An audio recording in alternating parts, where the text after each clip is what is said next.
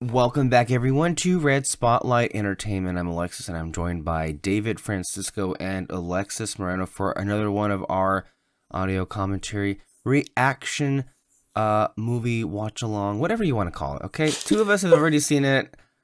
One of us is gonna watch it for the first time here, and today is actually basically a request from one of our reoccurring viewers from the Shield reaction commentaries that we've been doing since all the way back in April, if you can believe that shit. This year has been non-existent. It's just flown by like shit.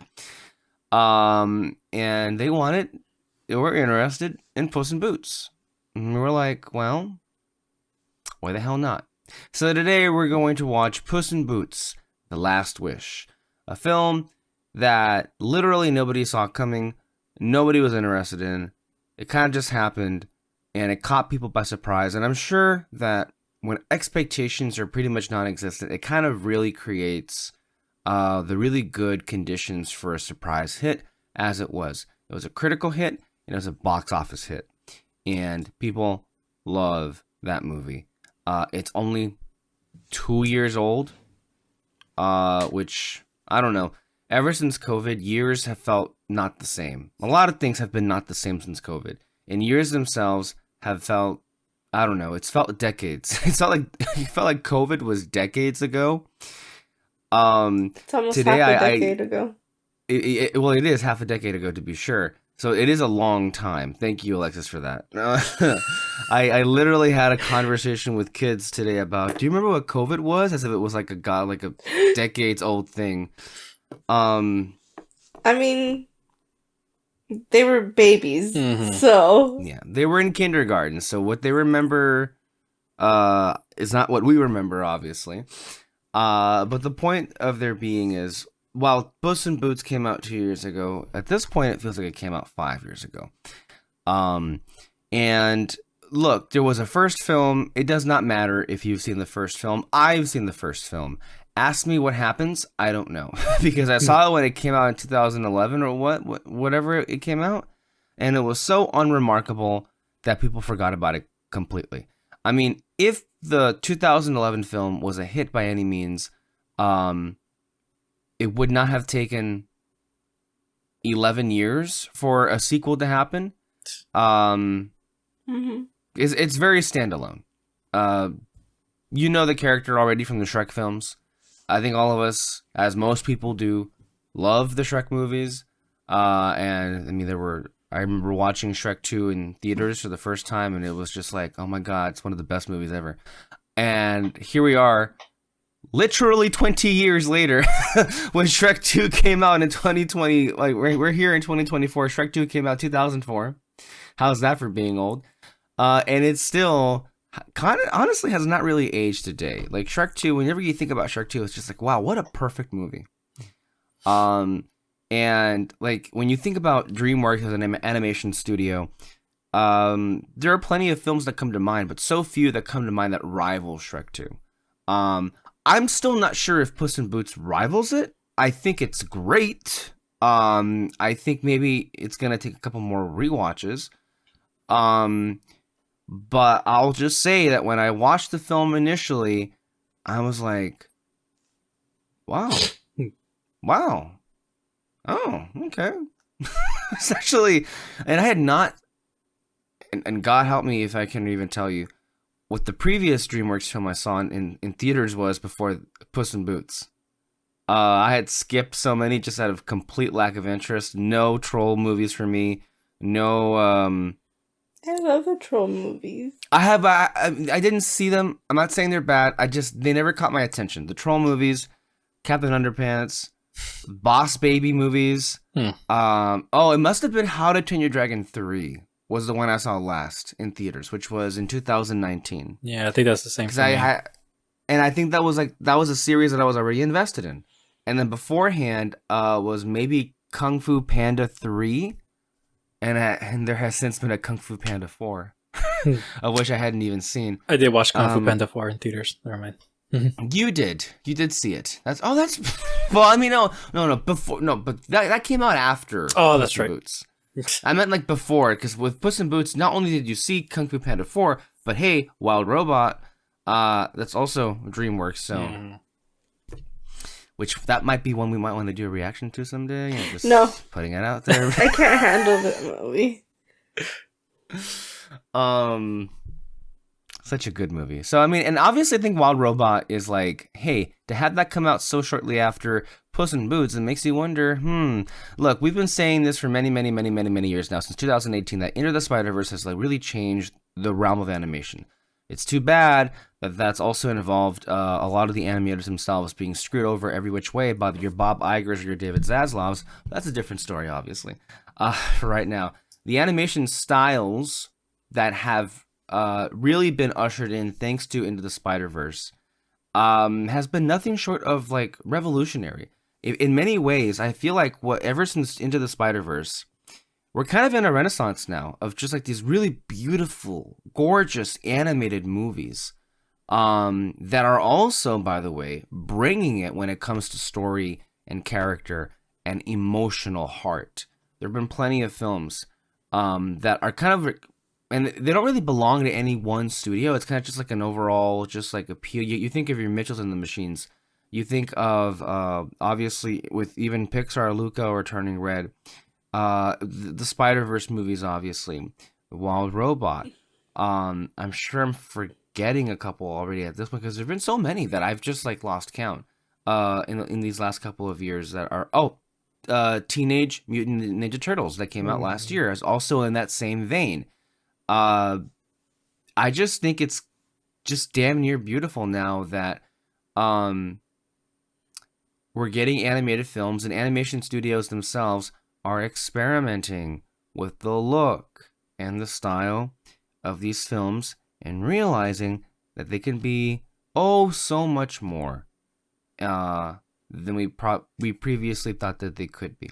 At the same time, there's also other kinds of animation out there that's still somehow surviving despite the lack of resources or finances involved. I mean, we still have some a few stop motion films being made at a time. Laika's not doing great, but hey. There's this one that's coming out soon. Wallace and Gromit? No.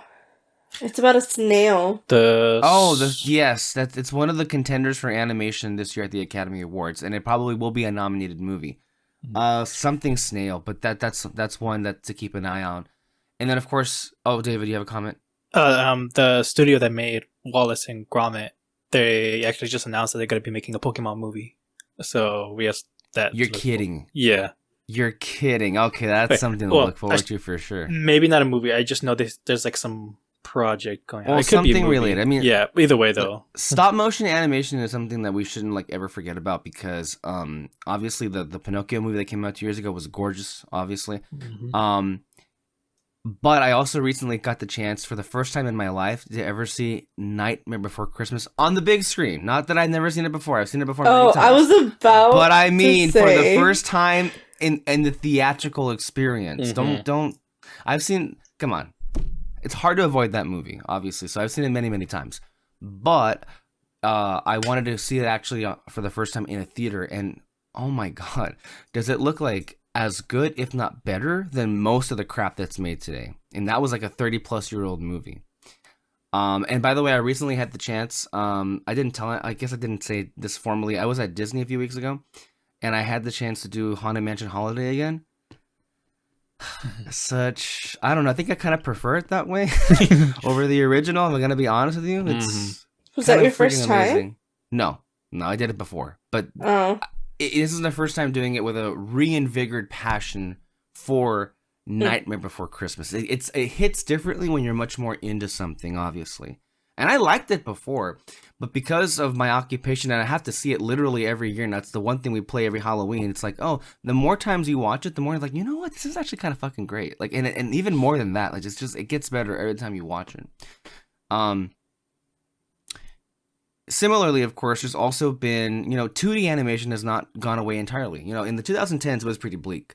But we've had some, a couple of things here and there. I mean, last year, Boy and the Heron was the first 2D animated movie to win Best Picture since... I can't even tell you when. when was the last time that's even happened? Did Lilo and Stitch win? Do you tell you the truth? I don't think it did. Probably didn't, for whatever reason. And I can't even. 2002. What was 2002? Was it? Was that Shrek? It might have been Shrek. Eesh. Yeah, it might have been Shrek. I mean, Shrek's not a bad winner by any means. It's Shrek, but like Lilo and Stitch is Lilo and Stitch. That was a good year. Yeah. And then the year before, I believe, was Spirited Away. Well, I mean, yeah, I think so. Yeah. I mean, it was a kind of a the 2000s are going to be our 80s for the rest of our lives. I mean for us, because we had it. We're going to say we had a pretty great run of hits all over the place, whether it comes to movies or music or whatever it has. I mean, and I'm not even saying it's the best ever, but for us, because we were kids at that point, it was special to us. And even to this day, just the mere sound or imagery of something from that decade just elicits just complete sense of emotion. Anyway, not to bore you with drivel and nostalgia here and there this movie is definitely one of the key cornerstones of what animation has kind of evolved in these last couple of years. And I really do hope that DreamWorks especially, but other studios are continuing to take these movies as examples and actually make great movies going forward. You know, one of our great disappointments in Disney these last 15 years is that they take something that they see as pretty standard and they just continue to do standard, which was preferable to what it is now, where they're just taking crap and they're seeing that the crap is selling, so they're just going to make more and more crap. So while Disney continues to make crap, it's really heartening to see that whatever executives are allowing the animators or the directors and the storytellers to make great animated stories going forward, and hopefully seeing, I think in every case, for the most part, I mean, obviously some of those are not transferable all the way through, but you know, they've been, animation makes money still.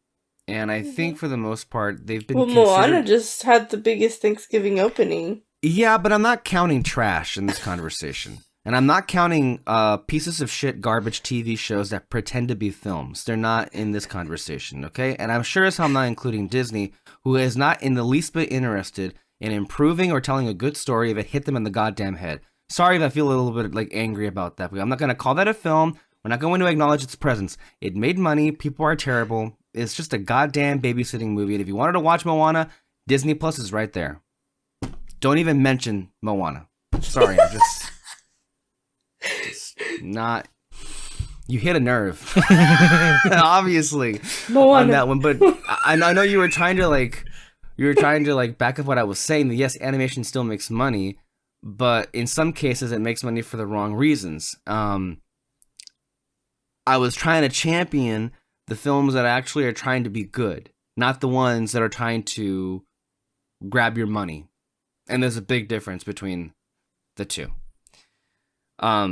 Anyway, trying to move past that.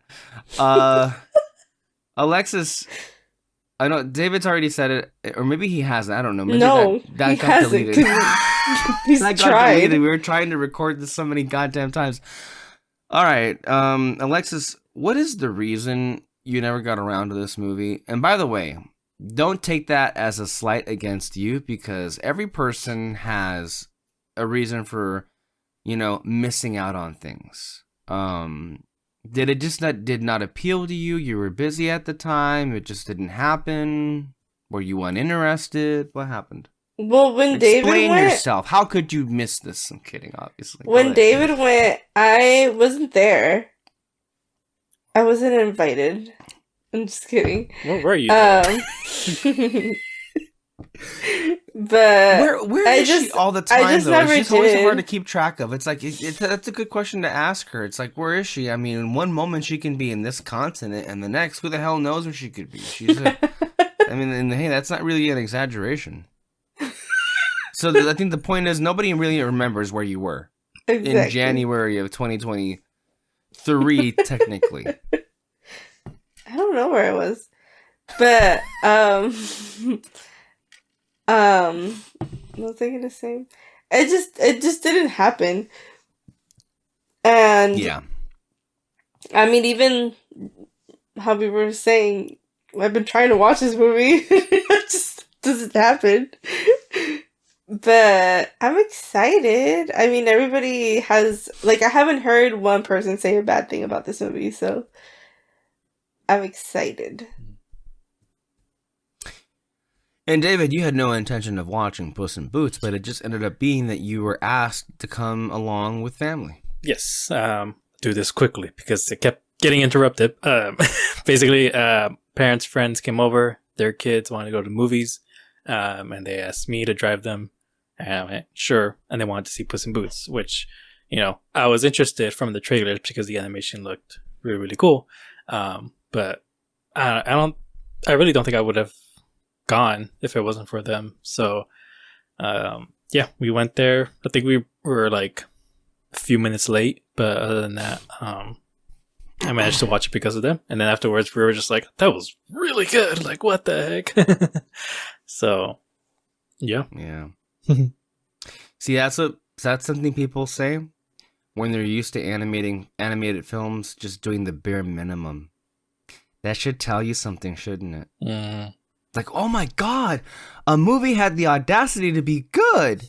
How about that? Mhm. What a depressing statement. Yeah, but then also, too, the first Puss in Boots, like, did not get my attention It's at a all. nothing movie. Mhm. It's a nothing movie for the most part, But that Mhm. also should... There are plenty of animated movies today. I didn't mean to... Yeah, we're in a renaissance of certain movies. But there are still plenty of animated movies that are kind of just like... They're just doing the bare minimum. Mhm. I mean, Illumination, hello, they just had Despicable Me motherfucking 4 or 5 or whatever it was, and I here we watched are.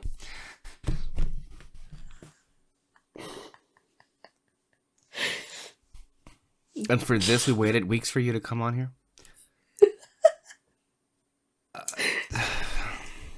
I watched Minions at home when it came out, the first Minions in 2015. See, I haven't was seen just any like, of the Minions movies.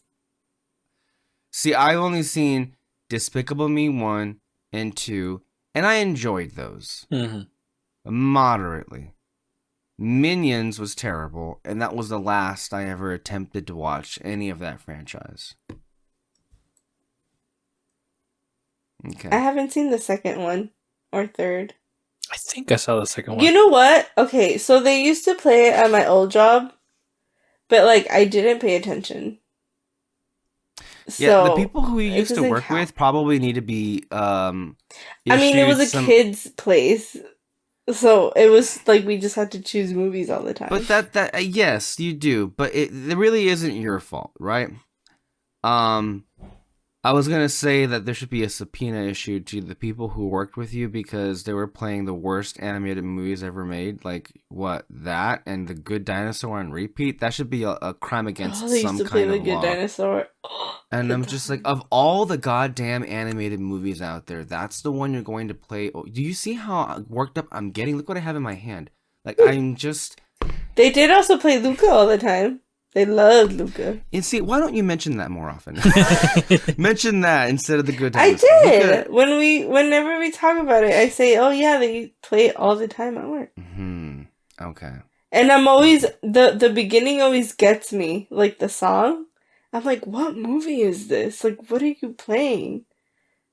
But like, Luca? yeah. Oh, And then I okay. forget that it's that one because of the little song.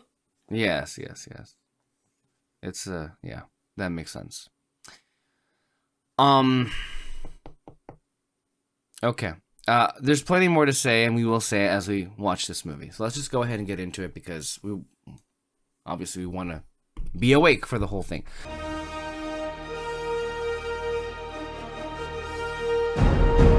And the fanfare playing. Mm-hmm. It is also striking when it came out to consider. I mean, we've already mentioned the fact that Puss in Boots kind of adopts the this kind of new age animation style that was popularized by Into the Spider-Verse, but I think it's also important to note that it's very rare to have, because yes, technically this is a sequel, for a sequel to just completely redo its style of animation from the original film. I mean, that also just speaks to how, again, nothing the original film is and how standard it was, but it worked very much in its favor. I mean, I don't think the film would be anywhere near a success that it is, as we've been talking about, if it wasn't for the fact that it went so hard with the style of animation. Yeah. Also, I don't like this the DreamWorks thing. I was about to I don't say like that it either. we hate I don't it. like it either. Yeah, original was way better. It's simple. It seems like it eases you in with like a fairy tale going on and everything. yeah, like, it just that works. one was cool. And then this one feels like, remember on Disney Channel when they would like before they would play the movies?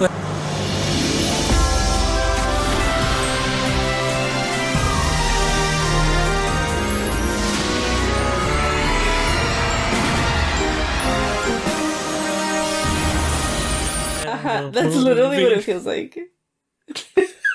No, this is... Have this wish. I wish.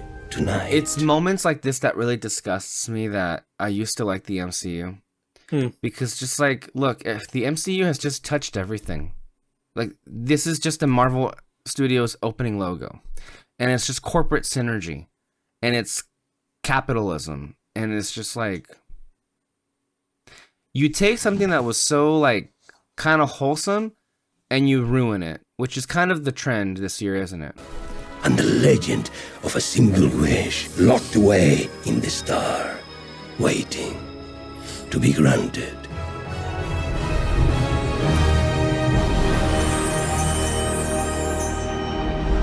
Also, Antonio Banderas has a great fucking voice. Why aren't there awards for voice acting in the awards? I mean, we have an award for animated feature film, sure. Okay, but what about for best animator? Or best voice actor in an animated movie? If we ever get to that point, that's when they will start to take animation seriously. Right?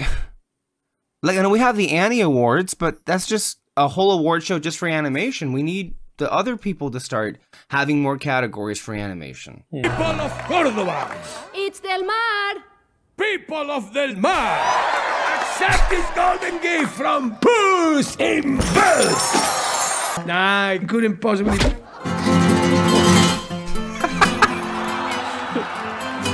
Also, they completely did change his face from the first Puss in Boots to this one. Because in the first one, he straight up had like a mustache looking thing.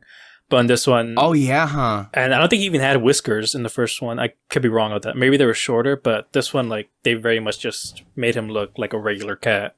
I saw a few breakdowns of the movie, and some people who were cat people were like, they were really spot on with, like, the cat behavior and all that. I can't really explain it myself. Again, Puss in Boots is never afraid. it's going that extra mile, for sure. I like how the eyes look here, too. Yeah. Like, I think automatically, it's been a while since anybody has seen Puss in Boots in a movie. So you're caught off a little bit off guard. It's like, huh, this is a little bit updated, a little bit more sleek, but it works almost immediately. And also just notice the backgrounds. It looks like pastels a little bit. It's really just, it's sticking out here. And maybe not pastels is the right word for it, but it just looks like a painting going on in the background. Maybe I should say that. My clothes, my wig, my portrait. Oh, hey, Governor. Oh, I should have mentioned also, I mean, it's very funny. This movie. Yeah. Hey, this is a party. Where's the music?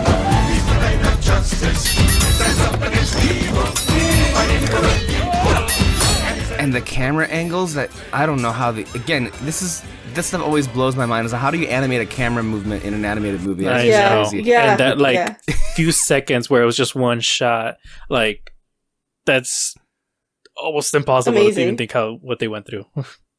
I know. Light it up.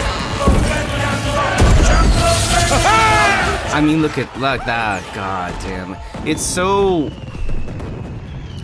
I don't want to throw shade here, but like, isn't it nice to have color in a movie? And like I said, color is distracting. I mean, I'm sure there's like so much more details that we're just missing out, but we're so distracted by that, beautiful fireworks and all that. I know there's one thing in the background actually that we definitely missed the first time watching. I'll try pointing it out. Hopefully I see it, but... And the rest of you, play double time.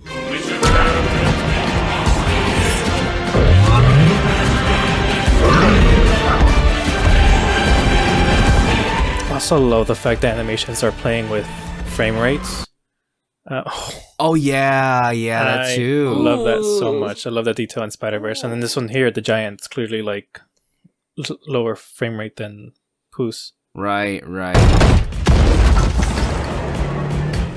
No, but it definitely adds to the pure sense of like, I don't know, dynamism or the dynamic nature of all of the movement happening. So much movement happening all over the place. And by the way, clean. wow.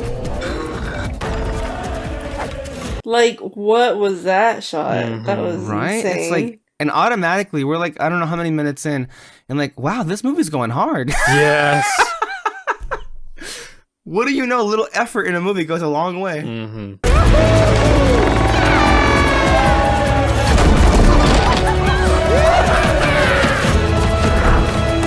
Now at some point, the camera's going to point in the crowd, and there's someone within it that we'll see later on. Oh, that's true, huh? I've never been able to catch it. I probably am going to miss it, but... Hey, you want to see something cool? Do I know this person? No. He will come out like 5 minutes later, so... You're still here? And I Okay, one more how, number. I call this one, The Legend Will Never Die. It would have been okay if he just walked away, but can't help himself. No. Yeah, I missed it. So... Yeah. Yeah. Always, there's too many people in the crowd, and the movie moves too fast. No, yeah, but it's still I good would literally detail. have to like stop and pause it. It's a good detail, and So he dies? You need a wash, a blowout, and a Basically, little yeah. trim around the hindquarters. That's my professional barber opinion. But putting on my doctor's hat, I think we need to run a few tests. reminds me of that character from The Last Airbender, Avatar, season 3. All right, I'm Bushi. Let's get some river cleaning done. Aha! I knew it. I knew you were the same guy. Oh, you know who does that? My brother Doc. He's crazy. And you know that guy. Yeah, the one with like multiple brothers. Yes. I can't wait for those movies to come out. Suit yourself. Oh, Which one? Avatar movies. Listen, Doctor, thanks for everything, but I am feeling... Oh, I forgot they existed. Oh, that's gonna be. It's so taking a much long fun. time, but I mean, Hey, take all the time you need. no, yeah. There was the running of the bulls in Pamplona. Hola, señorita. Do you like gazpacho? Look at the corners when those numbers pop up. Soto, Alexa Soto. All right, we'll do. I'm not noticing a trend in those corners. No. The shape? Yeah, you will know what it is, Ale, but Soto should. It's him. Oh, okay. Oh, okay. You need to retire. Me? Retire? Are you the village comedian as well? That's so good. He was so genuine when he asked that, but he knew it was funny too when he said it.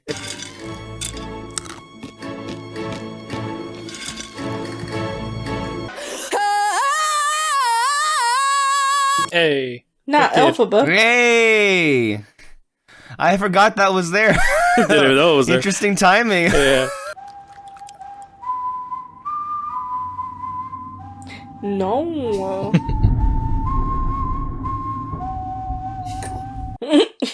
Good to meet you, too. Same.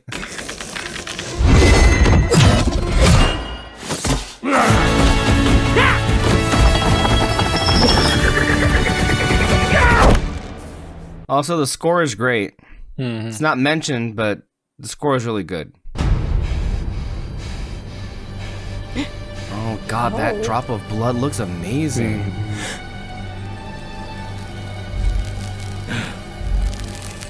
That's so cool.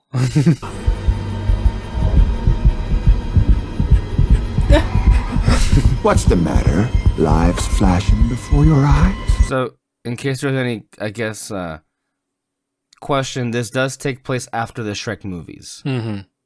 In case that was a question of anyone watching or listening. Yeah.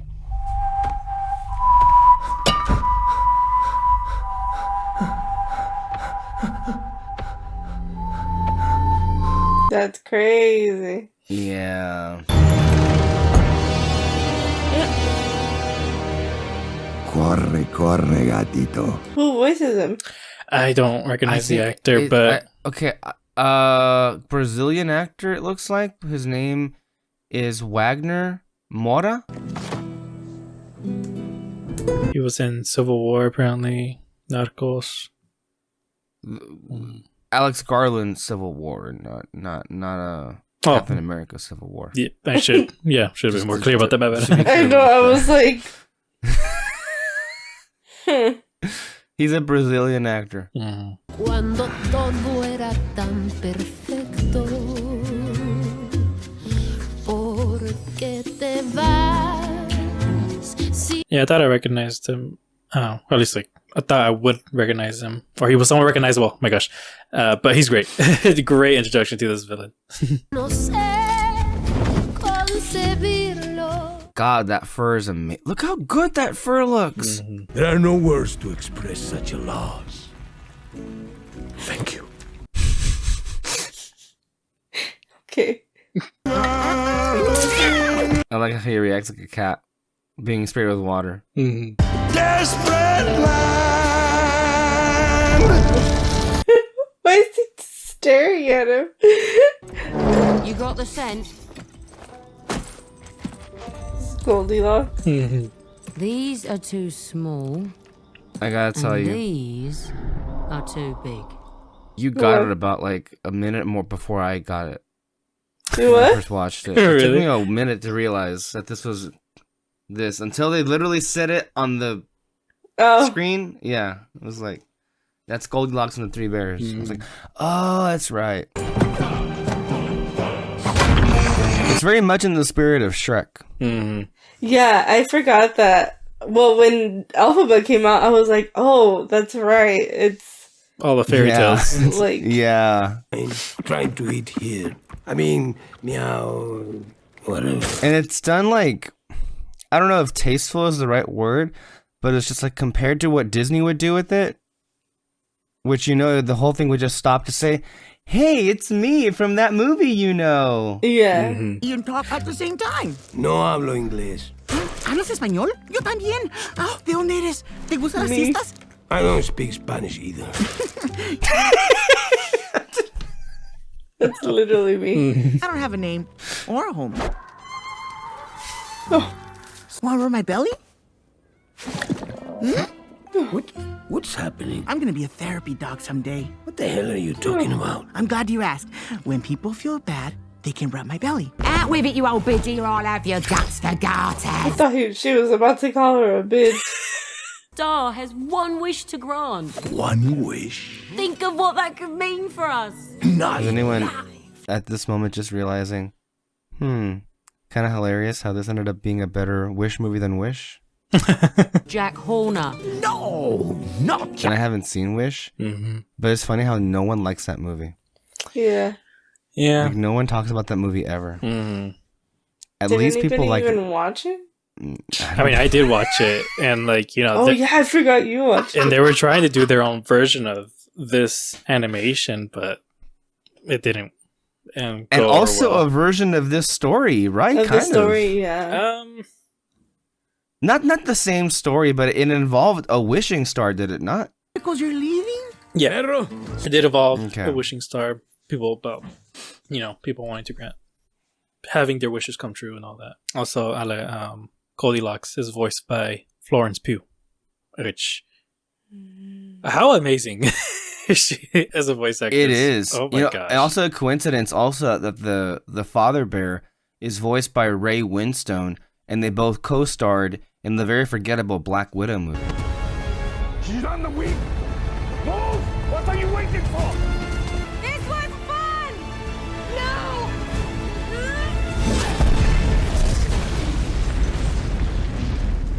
Then And- starred in this the not forgettable one. Yeah.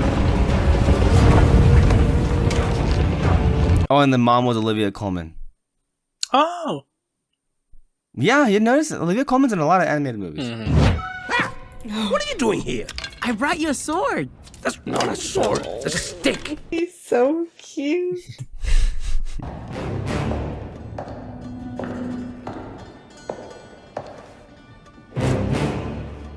No, this character's like a big reason why the movie is great. Yeah. This new character we're looking at, the dog. Ship him out. Is he from a story? Apparently, Yeah, apparently. But I have. it's a fairy tale of some sort. I should look it up. Jack Horner and something. You know, it took a lot of murdering to get this map. It all started. Take it to the trophy room. I've never heard of this name. Oh, I've seen that. And that in Harry Potter. Yeah, basically. Are these just all Disney movies? Shut up. That's cool. Yeah. Unicorn That's a Baby unicorn horns, half as heavy, twice as sharp. savage. Baby unicorn. Magic wishing star. Speaking of which, make with the box, sister. You got it, boss. Like I was saying, the amount of murdering. Make with the box. I'm just trying to look at the stuff in the background. I know, right? There's a lot. It's like Ariel's Grotto. It literally is. Stuck in my thumb, pulled out a plum and said, what a good boy am I. Look, a magic puppet. No idea. Oh no. Oh my god. Forgot about that gag. I mean, yeah, that's basically all it is. Just some rhyme. But I love that they used that one little thing. It just gave him like this big motivation, which is just that. I mean, he basically says that later on. He so was it's not upstaged. Upstaged. They hated that, the but also he wants all magic in the world because he got outstaged by some magical kid. This is my job. No, this is my job. I'm double-crossing the bears. No, I am That seems like the version of like here today. Well, they tried to hire me 2 weeks ago. I mean, I guess not. I don't know if David you remember or Alexis if you've heard of it, but when I was little, like my kind of nursery rhyme, I guess, was the Pimpon song. ¿Tú conoces a Pimpón? ¿A Pimpón? Sí, Pimpón. Sí, es un muñeco muy guapo y de cartón. Sí. Se lava su carita con agua y con jabón. ¿Con agua y con jabón? Sí, se lava la carita. Maybe. No. I don't want to sing it. Yeah, same. Great plan, baby. Real cat-like. I am in love with how she looks. Who? Goldilocks. Yeah. You said you were going on some spiritual retreat. Namaste. And you're supposed to be dead. I got better? Ugh, just give us the map. I was laughing over it, but like that whole thing of like you're supposed to be dead, and he's like, I got better. Hand over that map or I'll punch holes in the... Damn. That's how many people died in that moment. Jeez. Get back here! The best thief has won. You're right. She did. Can you tell who the voice actor is for Kitty, Alexis? 'Cause I- Only because I was looking up who the wolf was, but well, then it's, you know who it is. Samla. yeah. Nice catching up with you, Puss. Gotta go. Yeah, kitty, kitty. And again, Kitty, I think technically she's a character from the first Puss in Boots, but I can't even begin to tell you, huh? Yeah. I don't remember that character at all. But here, she's really good in this one. Like how she's used and how the dynamic that she brings, and you see it already right now. It's working already very much. This rapport between the two of them. Yeah, I mean, even like I'm pretty sure I haven't even seen the first one. Oh, cool! Another member of the team! And, like, you understand what's going on. Yeah. Guy, I'm Puss's best friend! No, he isn't. And his therapy dog! Definitely not. Finally! You need therapy.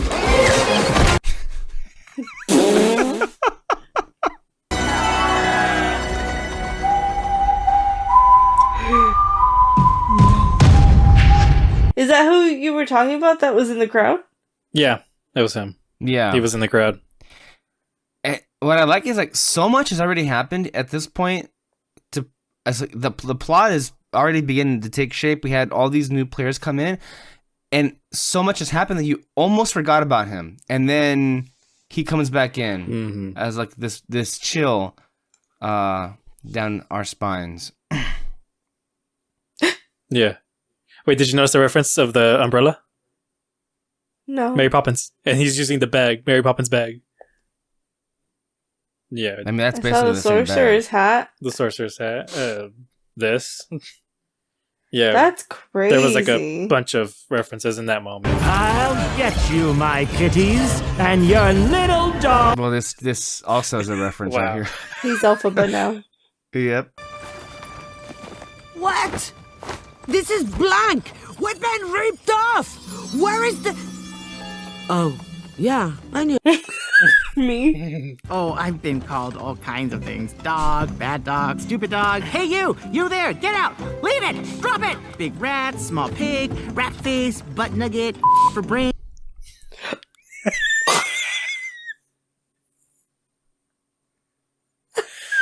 That bleep, I remember, killed the audience I was with. They were all just like, they don't see it coming. Yeah. What? Soft pass. Nice try. Classic con. No one's that dumb, no one's that nice. No one's that dumb, no one's that... More than I trust you. Wow, this trip is going to be fun. That's hilarious. That's so funny.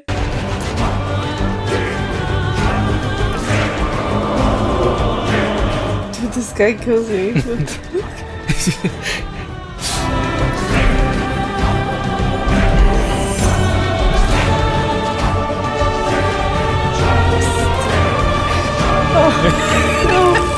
I love And the it. same. That looks so cool. It's gone! It's back! Ay, qué miedo.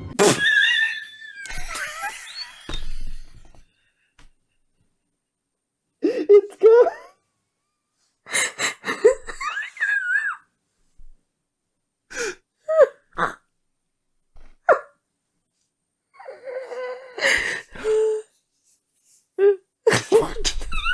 Oh my god.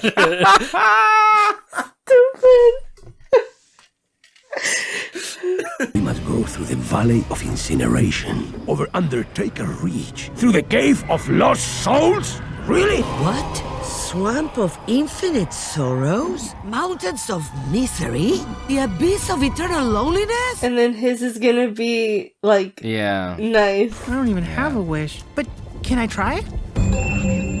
He's gonna make the wish. Mine says, we skip through the bucket full of posies. What? Then drift down the river of relaxation. That sounds fun. No fair. Why does he get the good one? Wander the fields of quick and easy solutions and arrive at the star. The quick and easy solutions.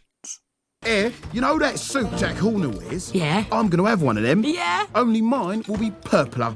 Like twice as purpler. The purple. All of a sudden, I'm getting the urge to watch Paddington. Have you seen it? Yeah. Yeah.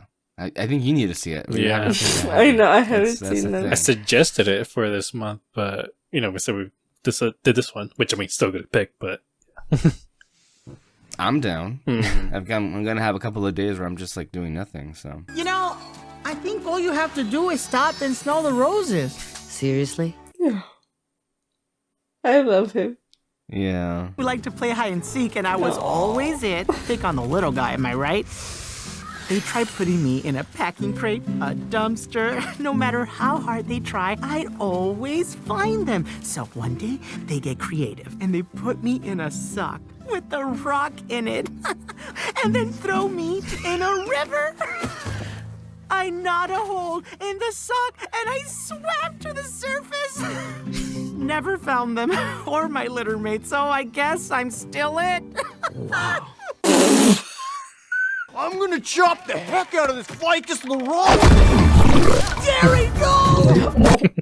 Yeah, you don't see that coming. When I Well, what do you do? Well, I judge you. I sit on your shoulder and judge your actions. Is that Jiminy Cricket? Basically. The noble phoenix. She's a symbol of rebirth and the eternal... Pretty lost flamethrower, right? I really have my work cut out for me on this. His voice. Jeez. The baker's done. One of my favorite jokes comes up in this one.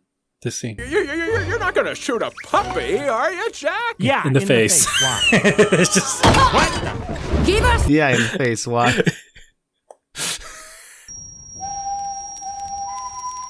Oh no. It is a very effective motif, the whistle. But it's also just scary because, like, why didn't he show up on the map? Yeah, he's kind of having a shed attack. He's having a Snow White moment right here.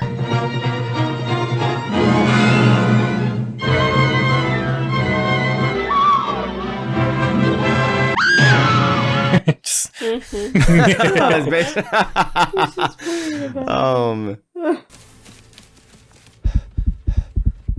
That is a scary part of that movie, isn't it? Freaking Snow White. The woods. Oh my god.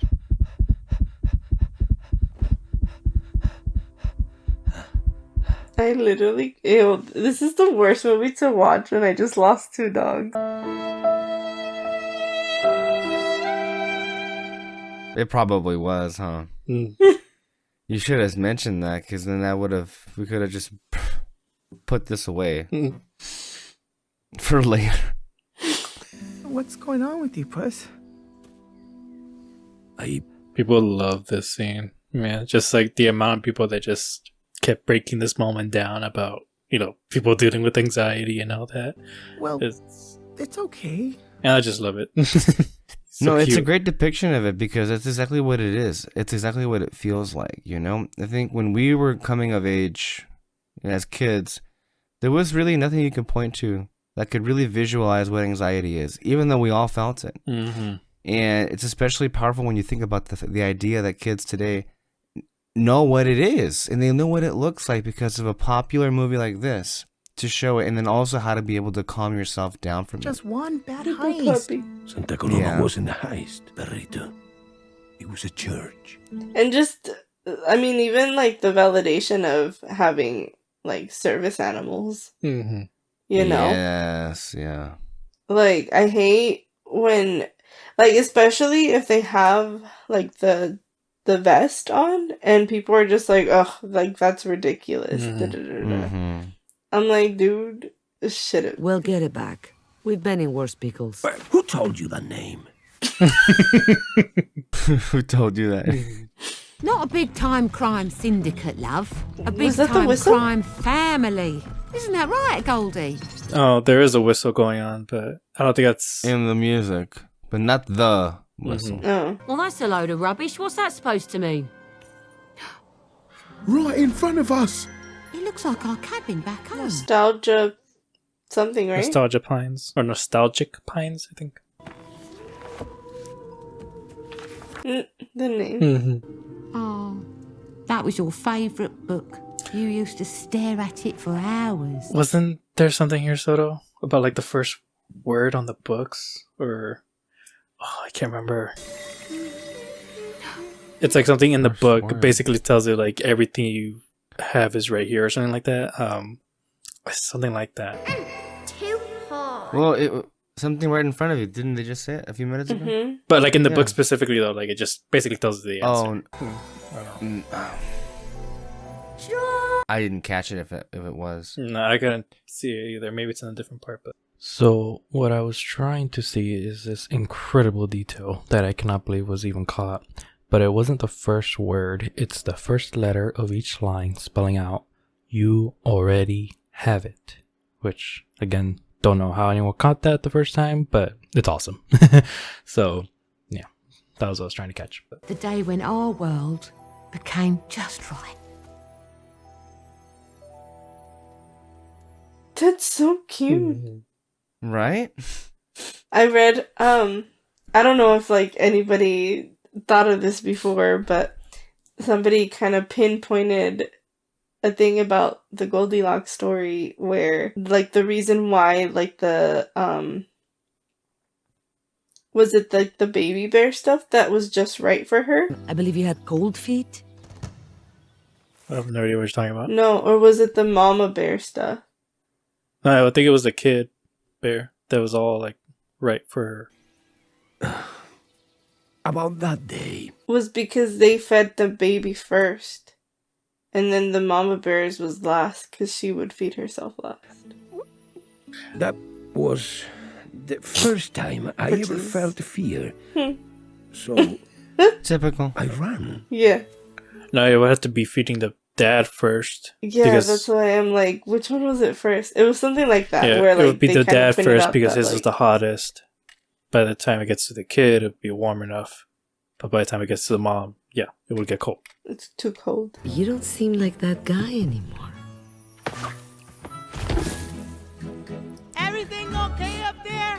Something about that ear twitch also to the detail there. I do appreciate the fact that there is a believability between their history. Mm-hmm. And it shines bright in every moment they share together. No. I mean, I love these guys. Flex the glutes. I need a solid surface. Yeah, my favorite joke is right here also. Another. The Bug's face. You know, I never had much as a kid. Just loving parents, and stability in a mansion, and a thriving baked goods enterprise for me to inherit. Useless crap like... That moment right there where he's just like, what the fuck is wrong with this guy? Like... I'll finally have the one thing that will make me happy. All of the magic in the world. For me, no one else gets any. I like that he, like, kept him. What do you mean? Like, he just kept him alive? Like, he's not, like, get away? Can't bake a pie without losing a dozen men. Talking about, like, the people with him? Or... No, Jiminy Cricket. Oh. Oh, okay, yeah. It's for this moment. Stir! Oh, what took you so long, idiot? Yeah, there you go. That's why. Because he wanted to, like, break him, I guess. I don't know. I see. Yeah, like the moment where as soon as he goes, "You're horrible," and he's like, "Yeah, you just not realizing this? Bye." And The garter rear. Yeah. On your six, got your rears eyeballed and covered. Hands in, crew. Ready? Go Team Friendship! Which is also a refreshing thing in and of itself because we live in an era where we're inundated with animated movie villains that have to have redeemable qualities. So it's kind of rare to have an irredeemable person be a bad guy in an animated film for a change. It's just so weird to say that out loud for a change because we grew up in an era where all the bad guys were just bad guys. And now it's just like, well, no, all the bad guys are really just anti-heroes or they're bad guys, but they're bad guys for a good reason. It's just like, I'm sorry, can we bring back the divas of the 90s and the 2000s? It's just like, come on, all we need is a Scar and a Jafar and an Ursula, and we're good. And a Gaston, that's all we need. Just bring that back. We don't need these goddamn twist villains. But, like, Someone's nicked the map! What's all this? We have, like, both of these, though. Like, with them, I think. yeah, I was about to say that. Yes, it's here, like yes. technically. So, like, that's kind of, yeah. Yeah, technically, I think the reason Jack is here is so that Goldilocks seems more redeemable in the end. And that's totally fine. Mm-hmm. Yeah.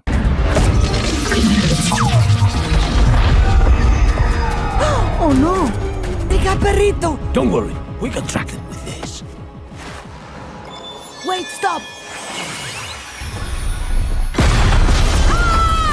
Also, just I love the use of the map to get more information about these characters, especially with Goldilocks. I mean, it's just a great concept. Okay, here we go. You're all a bunch of knuckle-dragging, honey-scrounging, grub oafish munching, mangy nugget, and your snooter. I like the cut of his jib. In my theater, they for sure got a lot of laughs in that moment. But I think the biggest reaction though was the low rent Cinderella one. People were like, "Oh, dang, that was actually good." A low rent Cinderella. Not the bees! The legend will never go. Oh my god. And then just like the fact that he gets anxiety from death. Like the thought of death. Mm-hmm. Yeah. That's so deep. Yeah. And pending doom. And I don't mean it metaphorically or rhetorically or poetically or theoretically or in any other fancy way. I'm death. Straight up. Go ahead, run for it. Makes it more fun for me.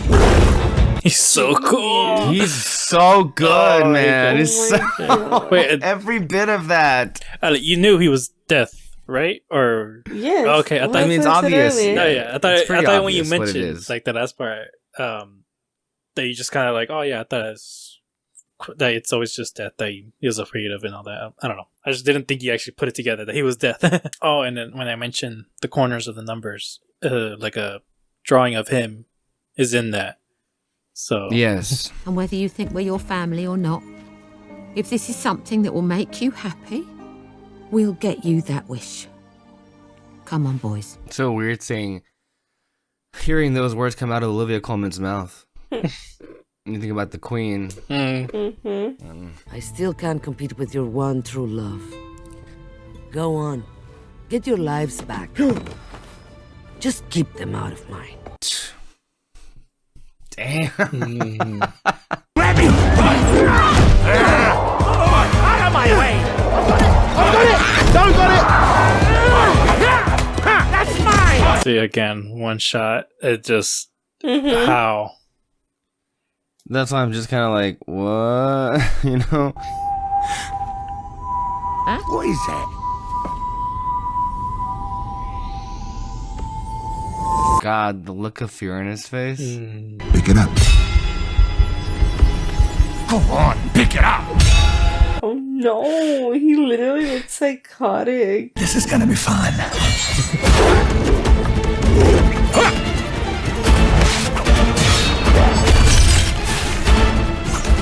I always love noticing the 2D moments, like when they were running, you're seeing the lines. Yeah. When they were dragging their feet just now. You also noticed it when they was throwing the bombs. But my God, they really just I mean, it just keeps getting better and better the way they're utilizing both 3D and 2D, which it's almost surprising. Like, how did no one think of this before? I'm not sure if anybody cared to, because I think, you know, everyone was just trying to copy the 3D look of Pixar movies, and they coasted on that for a decade, and that was it. A simple copy and paste. Until that got old. Go figure. Wow. I mean, you just imagine if, like, come on, people say live action's better. Go to hell. No. Look at this. Live action can't even compare with this. The close-up shots that we get whenever they're running and they're about to attack, like, you can't do that in live action. They tried doing that with Black Adam. If you remember that one shot of him, like, he's flying down, it's just like, oh, that's ridiculous. This life. It's gonna hit new levels of pathetic when that new Dragon movie comes out.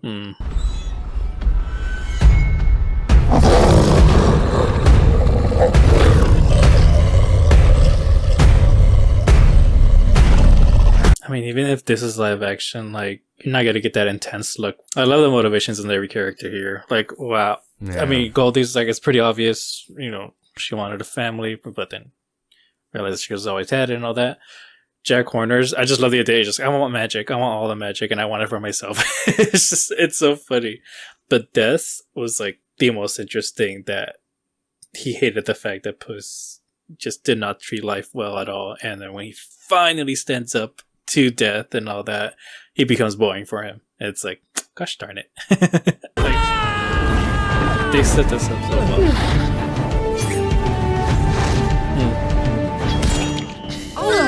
Oh. You looking for something? Consider this my resignation, mister.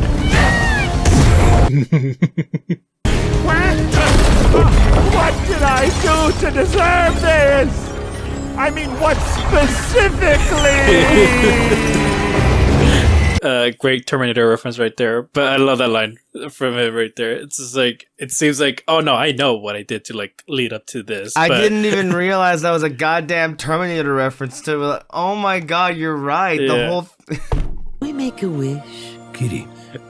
But like when he says like, what did I do to deserve this? I mean, this specific. What specifically? I know. It's just like, you know, he's an asshole, but like, he knows he's an asshole. But he wants to know specifically, like, what this moment or why exactly. Family business, oh how exciting! Now's a good time to talk about ethical business practices. None exists. It's a waste of time. There's no such thing. You know, to be honest, Jumper is pretty good. Yeah, but no. We'll keep workshopping it. Sí, pero no. Also, did like the fact that a wish wasn't actually made. I was very surprised by that. The entire time, I'm like, "Oh, Perito's gonna die." What's the and wish? then or they're gonna wish him back to life. Oh yeah, they could have done that too. You know, that could have been very obvious as well. Or once I realized, like, oh, maybe he might not die, they might use the wish to give him a name. But no, we get that scene. Off to find new adventures and to see some old friends.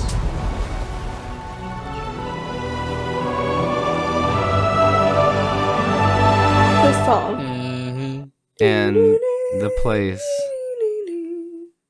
Set up for Shrek 5? 4? 5. Yeah. Yeah. That moment when you realize, oh yeah, there was a Shrek 4. Mm-hmm. Which people say it was really good, but like by that time, people didn't like Shrek 3 and then they didn't watch it. Shrek 4, no one ever talks about. Mm-hmm. So, I mean, technically, I think DreamWorks would like to think this is a setup for Shrek 5. It is technically, I mean, I think it's being made right now. Yeah. I can't tell you though, like, I haven't looked into any information as to what team they brought on to make Shrek 5. I mean, if it's this team, I think we're in good hands. Oh, yeah. But if it's not, well, I don't know what to tell you about that. You know, it's like, I think we kind of have to wait and see what we're going to get. Yeah. I'd be surprised if it wasn't, just because, like, I mean, the way this movie went, like, it's some kind of a no-brainer. Not that I need it, but the one thing that I'm surprised is, considering how critically and financially successful this movie was, I would think that DreamWorks would be like, all right, Puss in Boots 3, let's go, let's get it out as quickly as possible. And we've heard nothing about it, you know? So it's like, interesting. Maybe their idea of a sequel is just Shrek 5. It's Shrek. Mm-hmm. Which, I mean, that seems would to make be... sense, because that was a big setup. No, yeah, that was a big so. setup. But then also, like, I mean, it's not a bad idea for a Puss in Boots sequel to have, you know, Shrek in it with Donkey and all that. Like, why not? Especially now that they've got this animation down. I would love to see Shrek, like, animated like this. I don't think they would do it like that. That's the thing. I don't know. It's like, that's why I don't know what I would prefer at the moment. I mean, and then also, I'm not saying it's impossible, but, like, is there really... I don't know. It's just like this movie was okay because they had that like leeway of like making it different, whereas with Shrek, like it's Shrek, you know, like you can't really do that. I guess. Like, I mean, look at what's it called, Tangled? Like, it was a TV show, but people were like, this is weird, you know, when the TV show came out. And watch those assholes be like, oh my god, this is what we wanted when we get the live action remake. Yes. By the way, watch the TV show if you guys haven't. But Tangled the series. But you know what I mean? Like it's just like if Shrek didn't have that like certain style, big impact. Yeah, I mean it's a classic by now, you know. It just I don't think that they would do that. I think the jury's out, but I would side more with Alexis because I know some people are pretty fucking normy about situations like these, and they're pretty fucking normy and they're pretty fucking boring, you know, and things are how they are. And people can be pretty picky when it comes, especially to the look of things. So if things are not exactly as how they remember them to be, then they throw a cow, and that happens literally all the fucking time and every day in any in every circumstance. I mean, even look at Wicked. People were throwing a fit over the shoes being silver.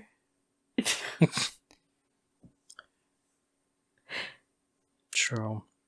I mean, I don't know. Yeah, at the same time, people were being minimized for criticizing the terrible cinematography.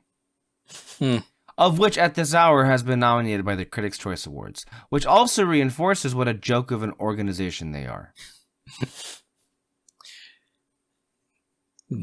But David, continue. No, I mean, in terms of Shrek, I think it just might depend.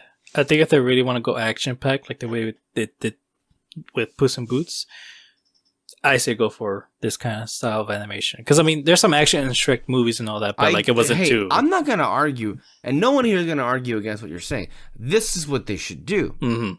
The problem is, the things that should be done rarely get done in favor of the stupid choice, which seems to be far more popular and is far more popular because more people, and specifically those individuals in power, are in favor of making the stupid choice because it is safer. And really what matters most here is mainstream appeal. I mean, there is a reason why the executives at Disney, brain dead as they are, have made the decision to just make all these live-action remakes identical to the animated movies. Because they have made the calculation that their, frankly, stupid fan base wants mainly that. And when they come out and they spend all their money, and those movies make all the money, then they have how they feel their justification for, oh, so we don't really have to try here. We'll just make the same thing over again. Cool. Yeah, this is the environment in which we're dealing with. However, one would perhaps hope, on some level, that the people at DreamWorks actually have, hilariously enough, some integrity in the craft that, you know, and the work that they do, because, you know, in around the time that Puss in Boots has come out, I mean, DreamWorks is actually about to pop off a little bit. They've actually are about to begin some new franchises with the bad guys, but more importantly with the Wild Robot. Wild Robot is, or was, very, very successful, despite the fact that their distributor Universal is going to insist on this asinine dual approach of having the film only out for 17 days exclusively in the theaters, and then for whatever reason, let's go ahead and drop it immediately. You know, the Wild Robot, I saw in theaters, what, in October? Was it in October, right? And now we're in December, and guess what I have in my hands? It's fucking insane. This is not the way things are, and I know this is just getting into a different conversation, but it's just like, it would be far more successful. Also, Wild Robot was the single most nominated movie ever for an animated film at the Golden Globes. When the nominations came out this week, so that should tell you something about how much, and also the score has been getting in Critics' Choice and Golden Globes. It will not get in the Oscars because, of course, they hate animation. So they only have the one nomination, obviously. But Wild Robot was so successful that there will be at least 2 more movies, from what I can gather. I mean, they do a lot of animated trilogies. A second film has already been confirmed. Chris Sanders is obviously going to be very involved, and that's very exciting because the first one, of course, was... I mean, I would be... like, animated film this year is going to be an interesting race because Wild Robot should win but it's getting some pretty interesting competition from some very unlikely places. Last week on the Red Spotlight podcast, Peter and I reviewed an animated film from Latvia, a basically what amounts to be a completely dialogue-free film called Flow, about these group of animals, led by a cat, of course, that are kind of like fleeing a natural disaster. And I guarantee you the entire film is without a single word of dialogue. It is just score and kind of silent acting, if you will, but it is a worthy winner. And in many ways I was reminded of Wild Robot when I was thinking of it. Only if it's like, think of Wild Robot, but if the animals didn't talk. And then kind of like it goes off in a different direction as well. Flow is absolutely worth your time, and it would be a pretty interesting winner because it's like it's a pretty small film in comparison to DreamWorks to win a prize like that. But you know, we bring up all of these examples to show you that it's thriving in some weird way. You know, in right now in a reality where literally all of the things that we like and what we stand for are being crushed and oppressed. Somehow, you know, there are these little cracks where we get to have a little bit of the pie, and we get to have something that we actually enjoy here, for instance, you know? I mean, I would love to sit here and tell you that we lived in a reality in which I loved Inside Out 2 and Moana 2. But the reality of the matter is those movies existed purely because the old guy at Disney came back and we needed some cash now. And because the previous people at some point just lost their groove and ended up making things like Lightyear and Strange World and Wish, and they all came out literally around the same year, and it was just like, what happened here? What did we? The tried and true established figures have lost their way. And what they brought in to replace them were the tried and true money grubbers, who are just like, well, you know what? Fuck trying. Let's just do sequel after sequel. And we'll just hijack what were meant to be TV episodes and put them all into, the tried and true, which is what we did 20 years ago. And we made so much cash off of that. Now, instead of having a direct DVD equivalent, let's just put it in the theaters. People are not going to know the difference. And if they do, who cares? They'll make all the money in the world. Made $600 million in 2 weeks.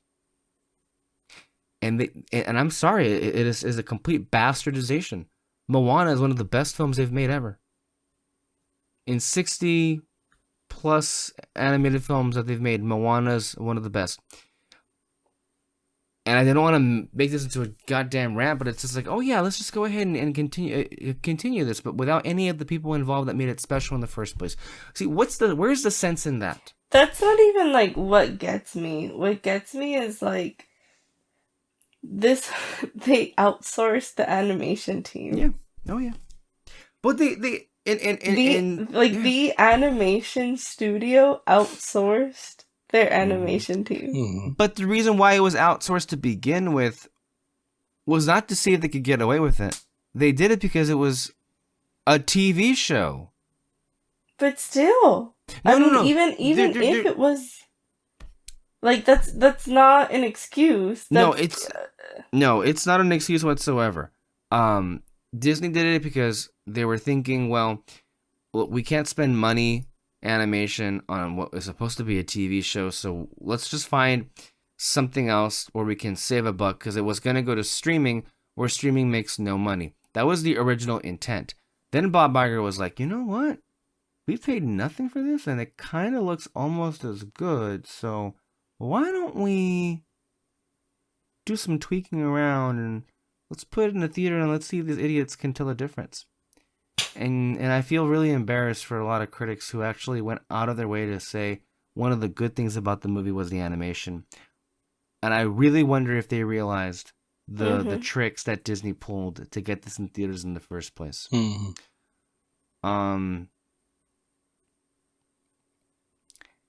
I couldn't think, even 4 years ago we talked about like how disillusioned we were with Disney.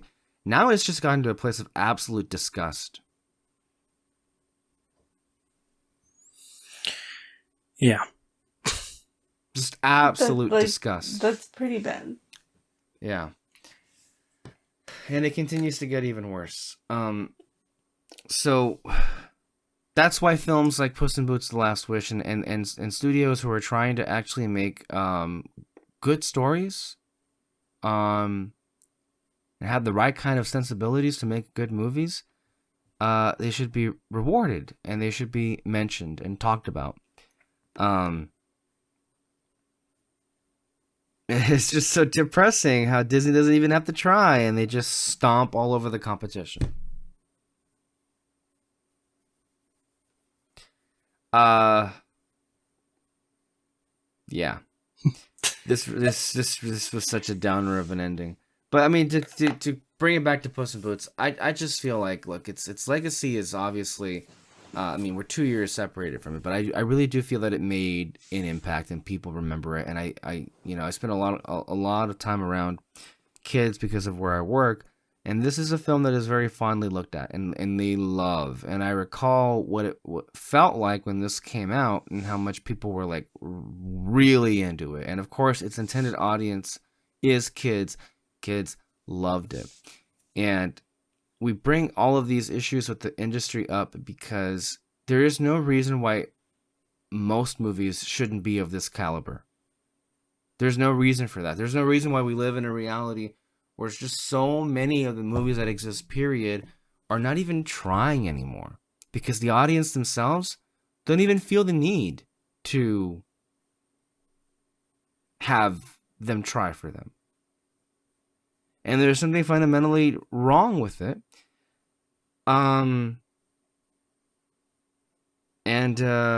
Yeah.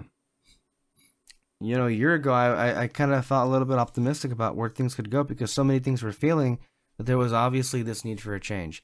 And it still is the case for most studios where their franchises have failed, you know, disastrously. But Disney just came in there and like, no, we're just going to do our same old thing and people will come. I think the breaking point, honestly, was Inside Out 2. Where I honestly, and again, I gave it more than a chance. I saw it twice. And I was like, what are people seeing in this movie? Mm-hmm.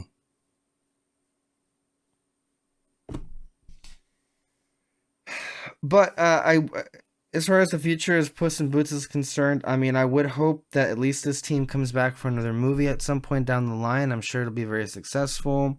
I would hope that this team would come back for, I guess, Shrek, if that's what they want to do. I don't know. Shrek 5 is just a weird nebulous space until it actually comes out and we see what it looks like and how it's received. It's still just an idea, you know, until we actually see it with our eyes. It kind of, and then the idea that also Shrek 5 comes out the year of Toy Story 5. and Alexis, and Alexis, you and I talked about this months ago on our Unread Spotlight about how we felt just very, very obviously negative, but just personally attacked in some ways about the idea of Toy Story 5 just as a concept.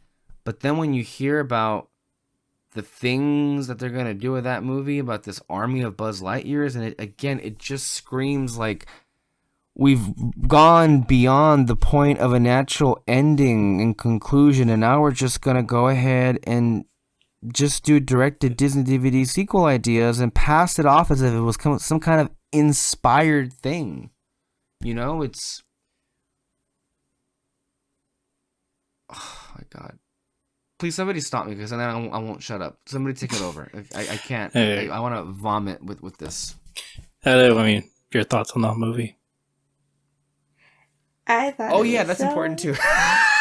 That's kind of the real reason we were here. Go ahead. No, I thought it was really good. There was a lot of moments which I think you're gonna see that, or saw, that I just wasn't expecting. Mm-hmm. Like I said, I knew that it was gonna be good because I had not heard a single person say anything bad about this movie. But like there was just a lot of surprising moments that were really fun. And the story was so good. Like It really I didn't was. cry, but I almost did. Mm-hmm. The fact that it got you close to that, it says a lot about this is a Puss in Boots movie, and it's like, wow. Yeah. It's like what I like so much about this movie is that how well all of it is centered on arc and themes. Yeah. And how rare it feels these days. Like, I think a big part of why movies don't hit these days is because not enough starts. Not. So many of these movies don't begin with the idea of what are our arcs, what are our characters, who they are, and what are the themes. Mm-hmm. And even like you were saying earlier that like a lot of movies now don't have this, or like or even like in previous podcasts there was a thing that Disney said that they weren't going to center on um like specific themes, I guess, or like I forgot like what the article said, but it was basically kind of them dragging the movies that had recently come out and like the themes that they were hitting. But like this one, There have been so many articles of that lately. I can't even tell you which one. Yeah. I mean, too many of that. I know which one you're talking about. I was kind of confused first, Yeah. but about the whole woke politics that they're no longer gonna get hit on that. But like you see this one, and granted, like this one came out before that was being said, but like you see how much like those types of story impact people, and it's just versus the alternative, which was Moana 2. Notice how no one's talking about that movie. Yeah. The same way nobody was talking about Inside Out 2, because there's nothing to talk about. They were just talking about how good the first one was. Exactly. Mm-hmm. But like the anxiety, I mean, we talked about it while we were watching, but like the anxiety, like that was crazy to see. Mm-hmm. Like, and yeah, like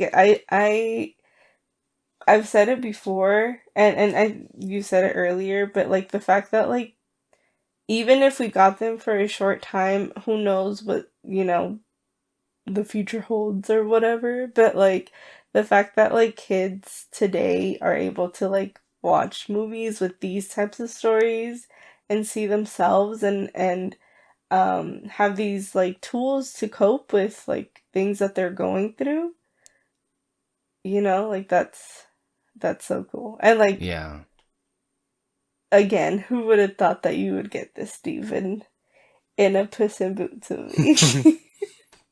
Nobody, not one person. That's why it was just it was such a shock, and also a part of what made it a big hit in the first place, and why it resonates with people to this very day. And I feel like ultimately this industry used to be okay with films not making money, because there would be opportunities down the line to make money off of them. Or sometimes accidents would happen, and years later there would be a reappraisal, and people realized, you know what, this actually was a pretty good movie. This week in theaters, I was able to experience something truly worthwhile. Peter and I went to go see It's a Wonderful Life in theaters. Oh, I wanted to go see it. It's actually, you have a chance on Saturday. They're gonna play it again on Saturday, and at least in Cinemark. I'm sure maybe they'll play it somewhere in San Diego for AMC. But the point is, people forget that we're talking about a film that is one of the most beloved movies of all time. People consider it the best Christmas movie ever made. It was a box office bomb.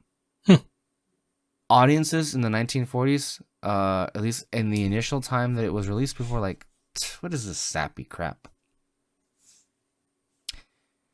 We used to be okay with the idea that some were gonna hit and some were not, but the overall idea is even the ones that fail and crash and burn for whatever reasons are going to lift up. I mean, there's like a lot to that though. Like the amount of money that is getting put into these movies that we're not seeing at the end product.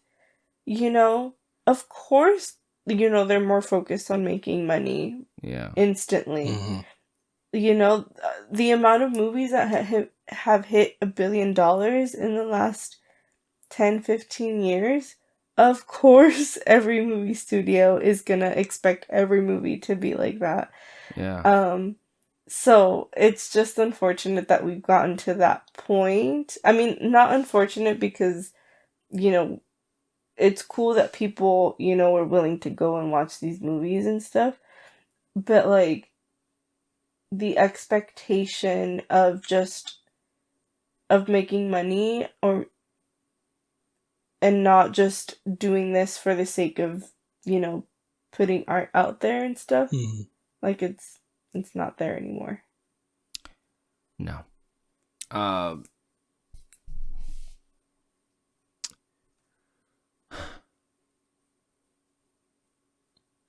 Yeah. Yeah. It's. I'm literally so tired. I can't think of what to say. That was beautifully put, David. No, yeah, I loved it. Also, I mentioned the animation as much as I could, but yeah, they freaking nailed it with how they wanted to be. They wanted this to be like action packed and all that. And I love the fact that this style of animation just keeps getting more and more perfected as time goes on. So hopefully we can see some more stuff like this. Wouldn't mind a second Teenage Mutant Ninja Turtles in this style. And I it's a big surprise. This movie, man. I really did not expect much from this, but they freaking nailed just every character being so unique. Puss, do they just call him Boots, or do they go Puss, or I don't know? Puss. Puss. Okay. What's the actor's name? Is it Antonio Banderas? Or? Antonio Banderas. He is a great pick for this from the very beginning, and I just love the fact that he keeps going in for this. I think he even did the voice acting for the show they made for this character on like Netflix and all that. I could be wrong. But yeah, he just keeps going in for this character. I guess he just really loves it. But they did a good job of making him stand out, and just every other character too. Perito, Soft Paws, and then favorite villain in a while for sure, at least in an animated movie. Oh yeah, or just in a movie. Jack Horner, who is he's just straight up evil. Doesn't care about, and I love the fact that he doesn't care that he's evil. It's just like he wants all the power in the world. It made him hilarious. He had the best jokes really in the movie. What is it? You're not gonna shoot him in the face. You're not gonna shoot poor little puppy. Yeah, in the face. It's like, what do you think I'm using this for, huh? He's the best. And then, but yeah, and then also I mentioned this too. Surprising of an ending. Surprised no one actually used the wish. So yeah, it's a great movie. But at the end of the day, it was a visually dazzling film, and so many films today just don't even think about that before they even go into making a movie. Let alone not even looking that way, but don't even consider it. I mean, we have a huge problem with the way things are when most people go into making a movie and they're not even thinking about character arc or themes, or thinking about what it looks like. Mm-hmm. What the hell are we doing here? What else do we have left? Go write a damn book if that's what you're interested in. At least you have the care. And even then, whatever. All right, guys. We're going to go end it off there. Thank you all for watching. Thank you, Alexis and David, for staying up at midnight for this audio commentary reaction, and we'll see whatever the next one is that we do. But stay here on Red Spotlight for more content and more, and we will see you next time, guys. Bye-bye. Bye. Bye.